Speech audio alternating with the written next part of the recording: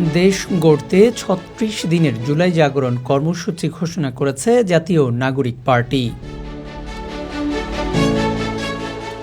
সোমবার সন্ধ্যায় রাজধানীর দলের কেন্দ্রীয় কার্যালয়ে আয়োজিত এক সংবাদ সম্মেলনে কর্মসূচির ঘোষণা দেন দলের নেতারা।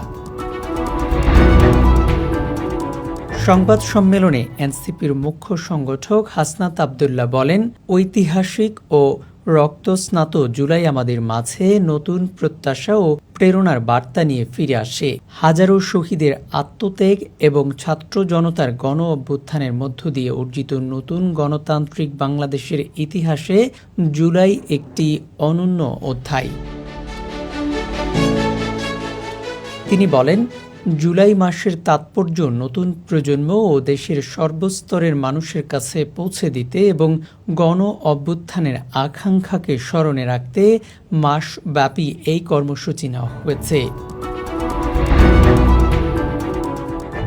দলটির ঘোষিত কর্মসূচির মধ্যে রয়েছে রায়ের বাজার বধ্যভূমিতে বীর শহীদদের কবর জিয়ারত, ফ্যাসিবাদ বিরোধী ছাত্র সংগঠনগুলোর সংহতি সভা, উপজেলা পর্যায়ে পদযাত্রার রোডম্যাপ ঘোষণা, দেশব্যাপী গ্রাফিতি অঙ্কন ও দেয়াল লিখন, জুলাই স্মৃতি ফুটবল টুর্নামেন্ট, নারী সমাবেশ এবং কৃষক, শ্রমিক, যুব ও উদ্যোক্তাদের অংশগ্রহণে বিভিন্ন আয়োজন।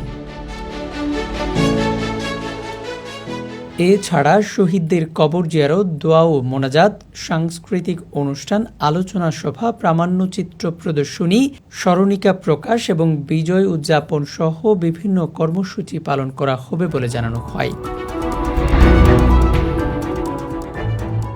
সংবাদ সম্মেলনে জানানো হয়, কর্মসূচিগুলো বাস্তবায়নের জন্য জুলাই পুনর্জাগরণ বাস্তবায়ন কমিটি নামে একটি পূর্ণাঙ্গ উপকমিটি গঠন করা হয়েছে।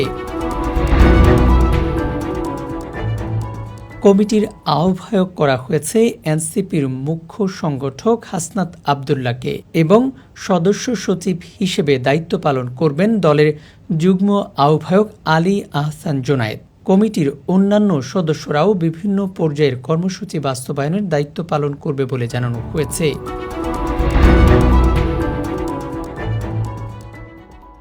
দেশের নাম্বার 1 ট্রেডিং অ্যাপ নিফটি ফার্স্টে পাচ্ছেন ট্রেডিং এর সব সুবিধা, dual exchange access, company analysis, portfolio তৈরি করা সহ আরও অনেক ইউনিক ফিচারের সাথে ট্রেড করতে ডাউনলোড করুন এক্ষুনি।